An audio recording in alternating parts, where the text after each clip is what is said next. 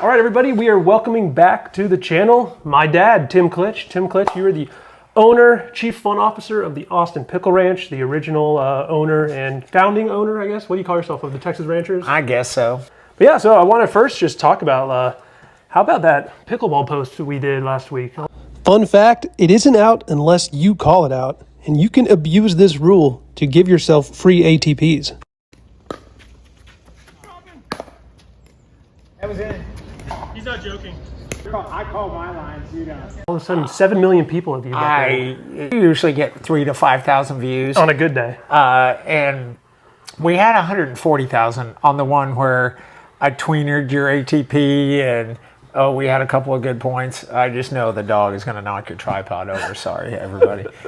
I just thought it was kind of funny. Normally, I'll play your close balls and hit an ATP, but this one was, it almost landed off the concrete, which means it was about 3 or 4 feet wide. Yeah.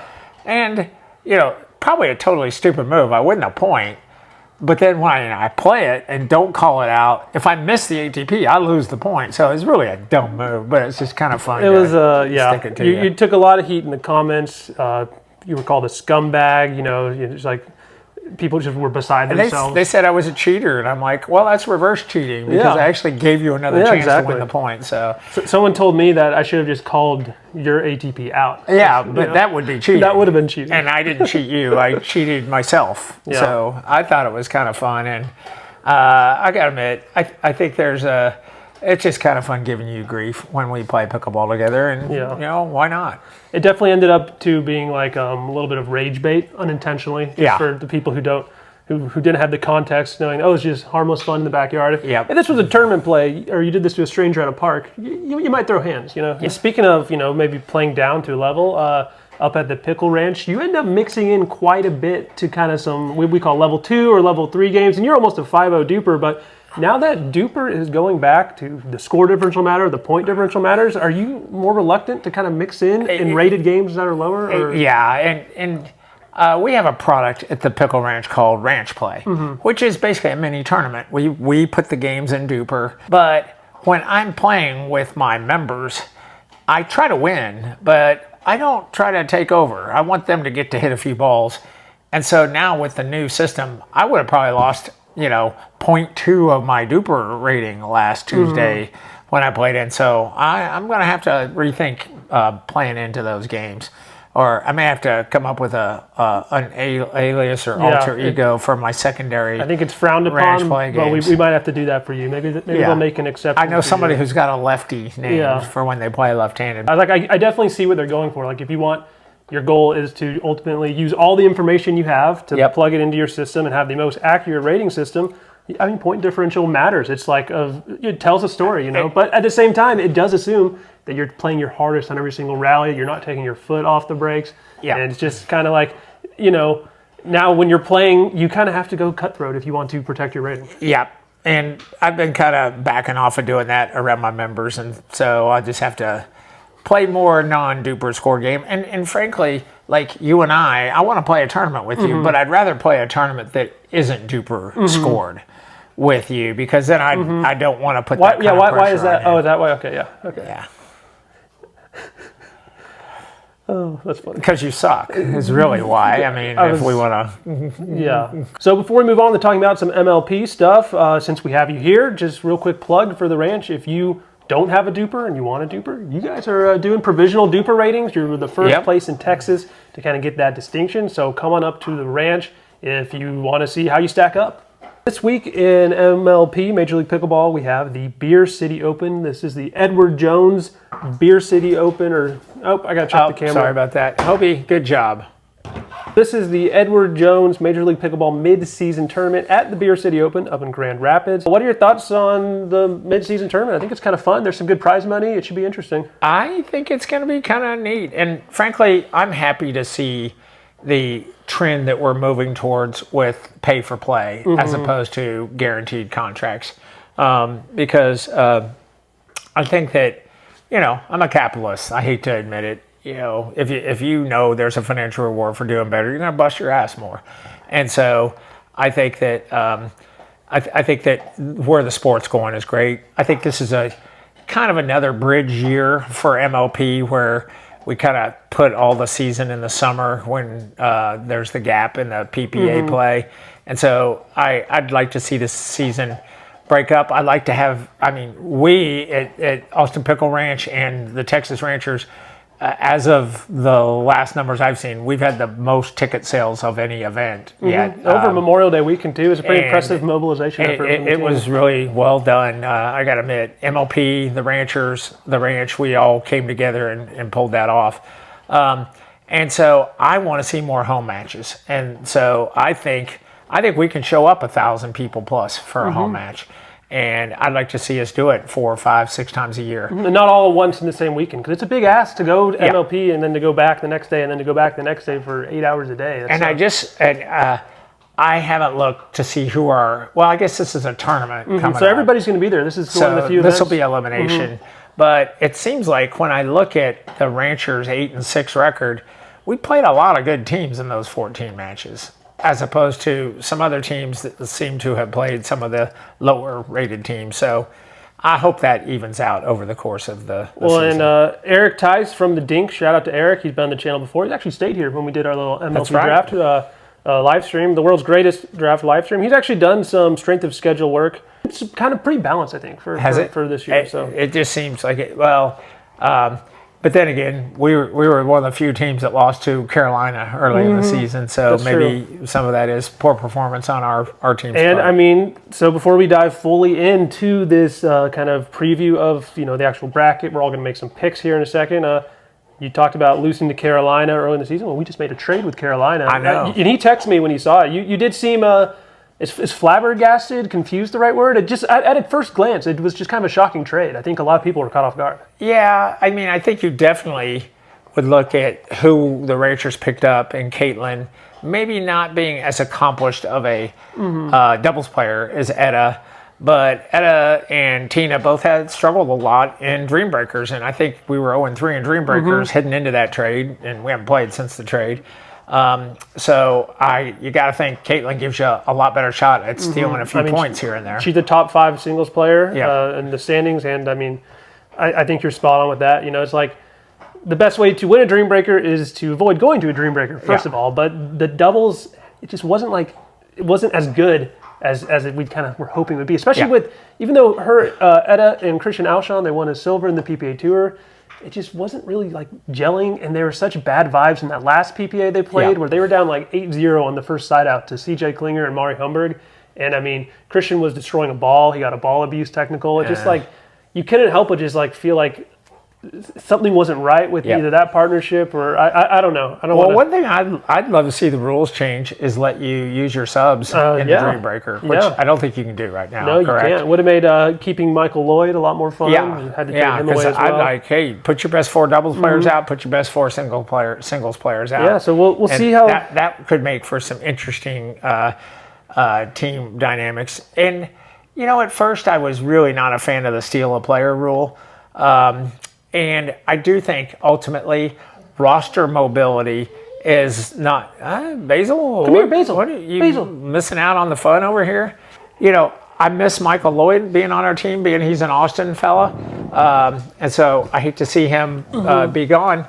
But I think it's good for the players who are doing well to get in a lineup on another team instead of being trapped on the bench on the current team. So I can kind of talk myself into bad for the team, good for the player. At the end of the day, I think the spirit of MLP has always been player first and league and team second. And so I'd like to see us keep that, and going. One last thought on the trade, too, is it's a bit of a leap, but Ryan DeWidgeon, the GM, we've taken some leaps with him before, Wang Yun, which is, by the way, is how we're pronouncing Quang Duong now. We've all been just butchering his name for the last year and a half. And finally, say that again. Finally, everybody, it's Wang Yun. Is my understanding of it. Okay. And actually, I reached out to his little brother, Bao, and said, he had messaged me about my video that he was watching. And I said, did I pronounce your brother's name right? And he said I did okay, but I did sound like a white guy. Which to be fair, you are. I am. So I'm really digging the sound effects in the background. Let's just focus in for a minute on Basil going to town on this Nylabone, which that could be a sponsorship opportunity. Nylabone, he is going nuts on that thing. And like the thing we haven't even talked about yet is they took some money back in the trade that they just made. First of all, I don't know what it is, but I've heard 5 figures. So yeah, I don't know. But anyway, also to keep a player next year, Etta was going to cost like $100,000 plus more dollars to keep next year, so you save some money there. So like, and I'm all for spending the money if you're getting the results. Yeah. But if you're not, then I totally get it. And it's one thing for me for a team like New York who made the playoffs last year, then sold all their players, and now has been just completely in the cellar. Versus a team like Texas that has clearly shown the investment. If they want to save a little money, they're going to be putting that back into the product. So all right, but I am going to call Ryan out and just say, hey, dude, in 2022. Under my leadership, we did actually win an event and come in second. So, you got. I'd like fourth last year. I'd like to see you win a midseason or end of season championship. You did good in the playoffs. They got last year. third in the midseason tournament last year, and they got fourth in the playoffs I think last year with some injuries. But you know what? That ain't a W. That's true. That's not first. That's true. And so until he does that, we got Ricky Bobby's dad over here. I'm still a better manager than him, technically. Not like on average, but I did have a higher top result. Yeah, in my resume. For those who don't know, the team won the only event in 2022 that you did not attend. I know. I'm still bummed that I was sailing on a sailboat and watching it on TV on my iPhone while we were winning. Let's actually move on to the Beer City Open. We've got a bracket. This is a double elimination bracket. However, in the consolation bracket, you can only come through and win bronze. Okay, let's get some picks going here. Round of 16. We have the New York Hustlers last place against the Dallas Flash. I think that's an easy flash. Yeah, I mean, I'm doing a little pick-em contest. I'd love to see Julie Johnson have to eat a little crow. But yeah, but I don't that's think, too much crow. I don't think there's enough crow for her to eat for that one. Then another interesting one. We have the 8 seed Orlando versus 9 seed Utah. You got to go with. I got to go with my boy Fed on that one. Here we've got Atlanta versus Brooklyn, and I don't know how healthy Brooklyn's going to be, but Riley Newman was playing last week. It doesn't matter who plays for Brooklyn. I know, they managed to play out of their trees. Yes, I think we're both going to take Brooklyn over Atlanta there. Yep.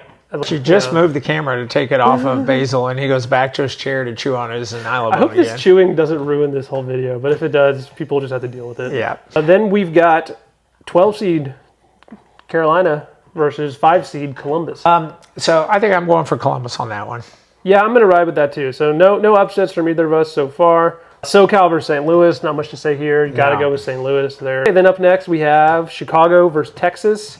I got to go with Texas. We have to. We have to. They played Texas close too earlier in the year. So like, it wouldn't surprise me. Okay. If Texas doesn't show up to play, like there's upset of all the ones before. This is the closest I've actually come to picking an upset, just because we don't know how Texas is going to look. Yeah. Phoenix versus New Jersey. Phoenix can be tricky if they get hot in a dream breaker, but they're having severe chemistry issues. We still haven't heard of any trades being made. It's tough to pick against New Jersey here. Yeah.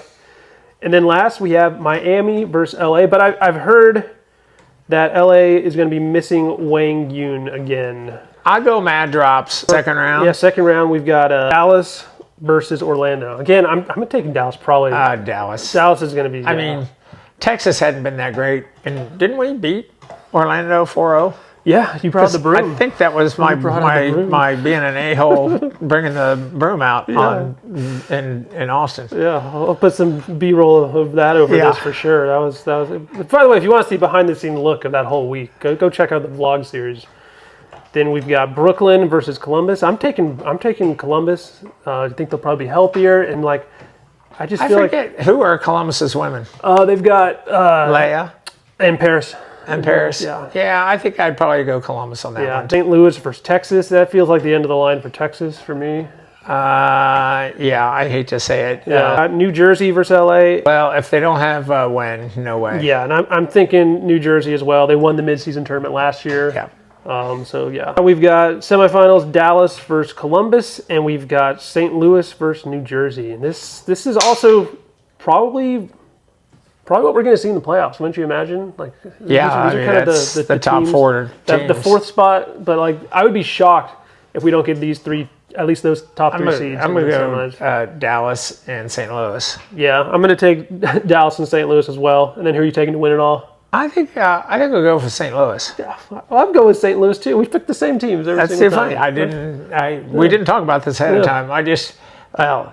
I think Dallas might win it, but I just can't root for Julie Johnson. So, I love JW the rivalry and Georgia. So that's pretty much all we've got to talk about here. Thanks for tuning in, everybody. Like and subscribe. And if you're in town, visit us up at the Austin Pickle Ranch. If you see him up there in his cowboy hat, usually it's not this cowboy hat. This is just kind of your special occasion. I got my new 4th of July hat, although I got to admit, this is a low-profile, skinnier hat.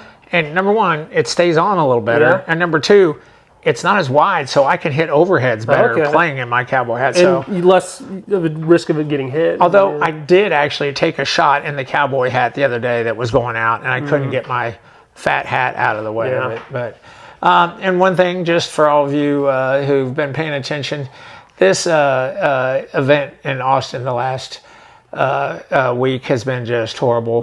The camps that were involved here, the elementary school that Matthew went to, there were at least 3 or 4 young ladies from that school that passed away that were at that camp, and so it's really been a rough thing. So if you feel it in your heart, make a donation to the Kerr County support that I know Matt's going to put up. Yeah, we've got links to the Kerr County support, just the general Central Texas one, because up in Northwest Travis County, they got hit pretty rough too. Would we lose 7 or 10 people in Austin? It's been the thing out tough. In Kerrville or out in Comfort and Hunt was so bad that we didn't realize how many people we lost in our own city. Yeah, it's been brutal. It's been a tough week. Burnett and some of these places, they got 20 inches of rain, and the average annual rainfall for Austin is 35 inches. And so basically, we got almost more than half of our annual rainfall in 2 days.